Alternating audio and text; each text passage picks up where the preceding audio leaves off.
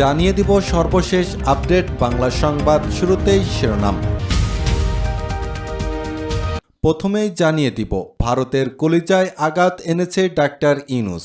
ভারতের 7 সিস্টার হুমকিতে ভয়ে ঘুম হারাম মোদির। বাংলাদেশের পাশে চীন, থাকছে বিশেষ প্রতিবেদন।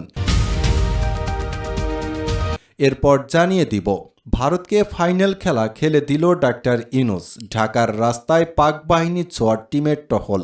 ডাক্তার ইউনূসের একের পর এক সিদ্ধান্তে ভয়ে ঘুম হারাম মোদির, বিশেষ প্রতিবেদন। এবং সর্বশেষ জানিয়ে দিব না খেয়ে দিন কাটাচ্ছে ভারতীয়রা, ডাক্তার ইউনূসের কাছে হার মানলেন মোদি। ময়ূক রঞ্জন ও শুভেন্দুর বাড়ি পুড়িয়ে দিচ্ছে কৃষকরা। এতক্ষণ শুনছিলেন সংবাদ শিরোনাম, এখন থাকছে বিস্তারিত। হঠাৎ কেন বাংলাদেশের বিরুদ্ধে আদা জল খেয়ে লেগেছে ভারত?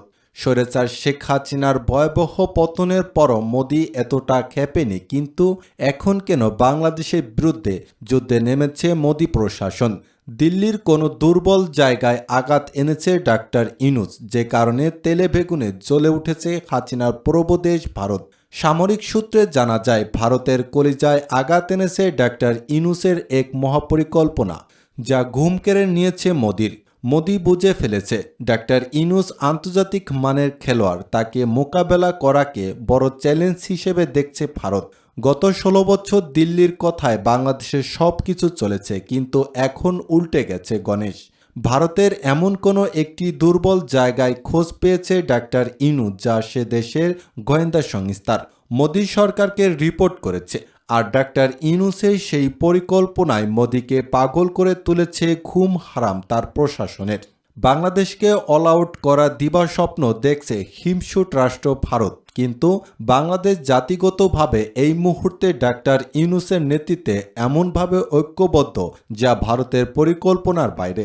এতদিন বাংলাদেশকে অঙ্গরাজ্যের মতো করে চালাচ্ছে ভারত, তাই এভাবে ব্যবহার করে আসছিল দিল্লি। মুক্তিযুদ্ধের বিশেষ সুবিধা দিয়েছে এই দোহাই দিয়ে এতদিন পরোক্ষভাবে বাংলাদেশকে করাক্ত করেছে তারা। কিন্তু বৈষম্য বিরোধী ছাত্র আন্দোলনের গণ অভ্যুত্থানের পরই পাল্টে গেছে চিত্র। এখন ভারত বয়কট আন্দোলন দিনকে দিন তীব্র হচ্ছে বাংলাদেশে। যে যত ভারত বিরোধী সে তত দেশপ্রেমী, এই স্লোগান এখন দেশের কোটি কোটি তরুণের মুখে মুখে। তাই ইসকন নেতা চিন্ময় কৃষ্ণ প্রভু আটকের পর থেকে দুই দেশের বৈরিতা আন্তর্জাতিক রূপ পেয়েছে। সংখ্যালঘুদের ওপর হামলার কল্পিত কাহিনী বিশ্বের কাছে তুলে ধরে নালিশ করেছে মোদি প্রশাসন। অথচ কঠোরপন্থী হিন্দু রাষ্ট্র ভারত বাংলাদেশের দূতাবাস ও হামলা করাতে ছাড়েনি। বিভিন্ন সূত্র বলছে ইসকন শিশুসহ সাম্প্রদায়িক বিষয়গুলো ভারতের পূর্ব পরিকল্পিত। ভারত ইচ্ছা করেই বাংলাদেশকে উত্তেজিত করতে চাইছে, কারণ তারা জেনে গেছে ডাক্তার ইউনূস এর এক গোপন সামরিক পরিকল্পনার কথা। আর সেই কারণেই ভারত এখন আগের চেয়ে বেশি দাদাগিরি ফলাতে চাইছে। আজ আমরা জানতে চাই ভারতের এই পাগলামির মূল কাহিনী, জানব পেছনের গল্প। মনে থাকার কথা, গত কিছুদিন আগে রংপুরের মহিগঞ্জ কলেজে অনুষ্ঠিত হয় সনাতন জাগরণ মঞ্চের মহাসমাবেশ। এটির আয়োজন ছিল হিন্দু জঙ্গি সংগঠন ইসকন। কিন্তু কেন রংপুরেই করা হলো এই সমাবেশ? তার পেছনে লুকিয়ে রয়েছে ভারত খেপার মূল কাহিনী। মূলত ভারতের গোপন ষড়যন্ত্রের মহড়া ছিল। একটি সামরিক সূত্র বলছে ব্রিটিশরা এশিয়ার বৃহত্তম একটি বিমান ঘাঁটি প্রতিষ্ঠা করেছিল রংপুরের লালমনিরহাটে, যা ভারতের সীমান্ত ঘেঁষা দিল্লিকে শায়েস্তা করতে। এই বিমান ঘাঁটি আবার চালুর সিদ্ধান্ত নিয়েছে ডাক্তার ইউনূস। এই বিমান ঘাঁটি চালু করা গেলে ভারতের 7 সিস্টার হুমকিতে এই ভয়ে ঘুম হারাম এখন মোদির। ঘাঁটিটি ভারতের চিকেন নেক থেকে মাত্র 12 কিলোমিটার দূরে, যা করা গেলে হুমকিতে পড়বে ভারতের সার্বভৌমত্ব। নড়বড়ে হয়ে পড়তে পারে ভারতের 7 সিস্টার নামক 7টি রাজ্য। এমনিতে সেখানকার রাজ্যগুলো দীর্ঘদিন স্বাধীনতার দাবিতে আন্দোলন করে আসছে। তার ওপর হঠাৎ করে বাংলাদেশকে খেপিয়ে ভারত নিজেরাই নিজেদের বিপদ ডেকে এনেছে। বাংলাদেশকে অস্থিতিশীল করে ফায়দা লুটতে চাওয়া ভারত নিজেদের ফাঁদে পড়তে পারে 7 সিস্টার ইস্যুতে, কারণ দুই দেশের এমন শত্রু সম্পর্ককে সুযোগ হিসেবে নিতে পারে ভারতের পাশের শত্রু দেশ চীন। তারা যদি সেভেন সিস্টার ইস্যুতে বাংলাদেশকে সহায়তা করে তবে মহাসংকটে পড়বে দিল্লি, তখন ভারতের চিকেন নেক ঝুঁকিতে পড়বে। ভারতের উত্তর পূর্বের রাজ্যগুলোর সঙ্গে দেশের অবশিষ্ট অঞ্চলের সংযোগ রক্ষাকারী একটি সম্পূর্ণ ভূখণ্ড চিকেন নেক নামে পরিচিত। এই চিকেন নেককে কেন্দ্র করে ভারতের সেভেন সিস্টার রাজ্যগুলোর কথা বারবার শিরোনাম হচ্ছে।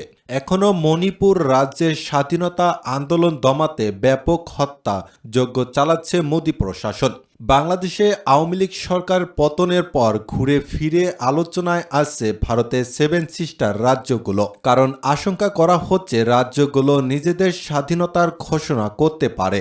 এরই মধ্যে মণিপুরে শুরু হয়েছে আন্দোলন, প্রতিদিন মারা যাচ্ছে মানুষ। মণিপুর ভারতের সঙ্গে থাকতে চাইছে না, অশান্তি দেখা দিচ্ছে অরুণাচল নৃত্য, চারদিক থেকে শুধু বিপদের সংকেত আসছে ভারতের জন্য। এতে করে মহা টেনশনে পড়েছে ভারত সরকার।